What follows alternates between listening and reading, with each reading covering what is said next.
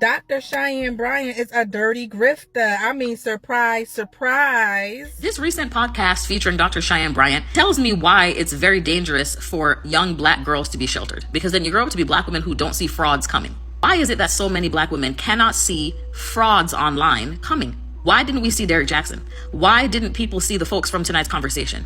Why are people like Coach Stormy only figured out when they make a video about low vibrations? Why didn't y'all see these people coming in the first place? And I'm gonna tell you why. You're a sheltered individual. You don't know how to identify street individuals and hustlers and scammers, especially, unfortunately, in the black community, when they come with titles or clout. Once we see someone on TV, once we see someone with a famous person, once we see someone on a big platform, once we see someone has the level of followers, once they throw a title in front of their name, we believe everything they say. You know what happens when you don't grow up around fast women? You don't know how to see them coming when they change their outfit. So when they put a suit jacket on, you'll believe that they're a coach and a doctor. Again, I'm not here to tear anyone down, but you can look online when dissertations are defended for a doctorate. People have already done that work. I don't have to go there. If the college that you went to has lost accreditation, your degree is null and void. I'm not going to go into that. But again, I could tell from the chain who homegirl was. Ooh-wee. Dr. Bryant's claim about licenses, not true. Licensure is not just about insurance. It's standards, oversight, and accountability. Now, this comes following a clip on the Joe Budden podcast. I no longer practice under a license. Right now I'm in private practice, I'm saying. And that's what people don't understand, right? So just to educate some folks a little bit, a license is really only needed so you can bill insurance. Majority of people who know that in order to bill insurance as a therapist or a physician or a psychologist, psychiatrist, you have to diagnose. So what do they rather do? Pay out of pocket. And so when I realized that, I thought, well, okay, it may create a gap within our community, our black community, who can't afford healthcare or afford mental health services. But it also is a way that, you know, as a therapist, two things, you can obviously make what you deserve, because therapy is real. We're giving everything we have in there, and we're unpacking shit, and we're helping you process through things. So it's not us sitting there with, if you're an effective therapist, saying, tell me more. You should be unpacking, and you should be able to take somebody and drive with them to their goal and give them tools. So anyways, when I realized that, I thought, well, one, I mean, I'll just be out of pocket. Two, when I tell my clients the truth, is that in order to bill insurance, I have to diagnose you, and you only get about 6 weeks. In order for me to get 6 more weeks approval, guess what?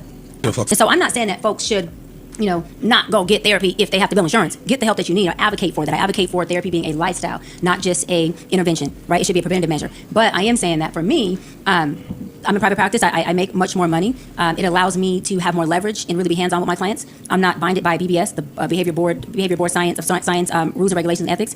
And so it just opened up a whole nother, floor in industry for me. Anything. But that shit there, no can do. All right, bitch, you going too far. No can do. The explanation she gave is not true. And black women who are licensed in counseling, social work, and psychology are saying the same thing.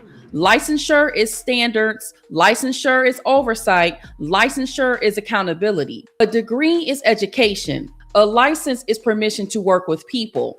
And you obtain a license after you've worked an average of 3,000 hours underneath a supervised licensed professional in the same field that you've obtained your degree in, along with passing an exam and then continuing educational credits. Those are not the same. Now, Dr. Bryant says she's not a therapist, but that she's a psychology expert and a life coach. And she also said that she no longer holds a license. Now, from what I know, most professionals maintain their license even if they're not actively practicing, because it protects your credibility, it keeps your options open, and it shows you still meet the standard. Now, when someone doesn't hold a license, it's usually one of a few things. They've never pursued full licensure, they didn't pass the exam after a limited license, there was a license violation, or they didn't meet requirements to maintain it. So when someone chooses not to maintain it, that stands out and raises a question of suspicion. Now, that doesn't automatically mean any of those apply here in Dr. Bryant's case, but it does raise some questions, especially when the explanation given isn't true, because she knows how this works. She stepped out of the system, so reducing licensure to just insurance is not true. You can't talk like a clinician and then fall back on, I'm just a coach, when it's time for standards. And then people hear doctor and psychology expert and mental health conversations, and they assume clinical because that title carries weight. Psychology expert isn't a license. You can be popular, you can be in demand, but that's not the same as being qualified to treat people. Coaching isn't the issue. The way it's being used is. Because when you're talking about trauma, healing, behavior, that is clinical. Clinical care includes assessment, treatment, referrals, accountability, including coordination with psychiatry. Coaching supports where clinical care treats. Then the insurance argument still doesn't hold up because even in private pay, providers refer, providers collaborate, and providers transfer care. Insurance comes in at higher levels.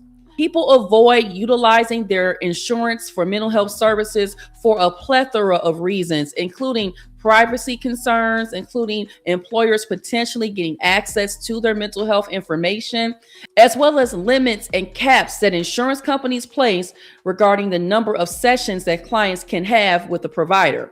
Now, private pay changes payment, but it doesn't change responsibility. And this is where it shows, because operating outside of a license, you move differently.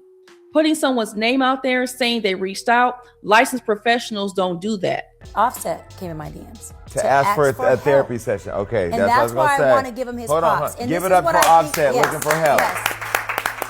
I'm going to get, see, well, you see how I slid that out there? Thank I you. knew I was going to get you. But he slid in my DMs and asked for a session. Now, people in these fields are saying, stop reducing it to licensure, stop blurring the lines, and stop spreading misinformation. Stay in your lane and don't redefine somebody else's. Dr. Bryant has already been having one-on-one sessions, running groups, accepting speaking engagements, as well as participating on panels like tonight's conversation. Also, Dr. Bryant is an author.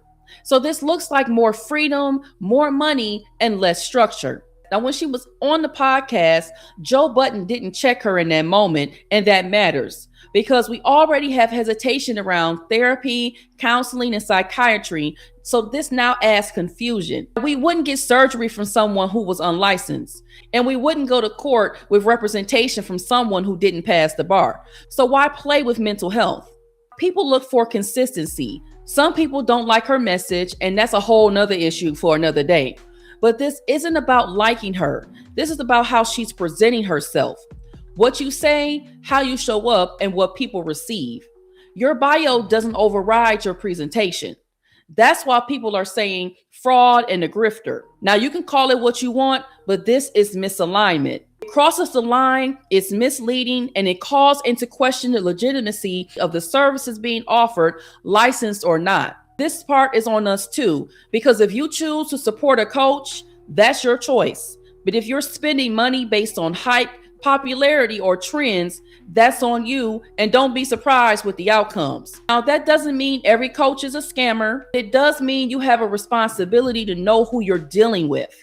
If you're dealing with a real mental health issue and crisis, then an unlicensed coach shouldn't be your first point of contact. Licenses are public. Check if they're active, check if they've ever had violations, and see what they're allowed to do. Don't let presentation outweigh qualification. This isn't about whether she's licensed. It's about what was said, and it's not true. You don't get to misrepresent a regulated field and then reduce the pushback to people not understanding. If you're a coach, say that. If you're doing clinical work, be licensed. But you don't get to present one and operate as the other. Now, let me ask you this. When you hear doctor in a mental health space, what are you expecting? Coaching or actual treatment? Do you think people are blurring the line between coaching and clinical care? And if someone is speaking on trauma, healing, and behavior, should licensure matter or not? And would you trust a coach over a licensed professional for mental health support, and why? If you've enjoyed my commentary, hit the hype button. Thank you for watching, and I will see y'all in the next one. Peace. And while we're having this conversation about Dr. Bryant, can we acknowledge how much corporate America exalts mental health grifters? I'm talking about your big consulting firms, your big five.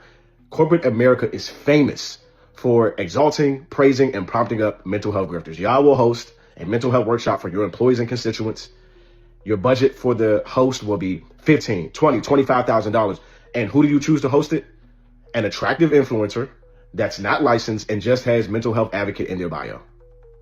These people come into your spaces, do deep breathing workshops, and then they start picking at people's trauma. Meanwhile, they have no training that teaches them how to identify suicidal ideation, homicidal ideation. They have no training that teaches them how to identify if someone is saying something that could be child abuse, elder abuse, vulnerable person abuse. They don't know how to recognize cognitive decline.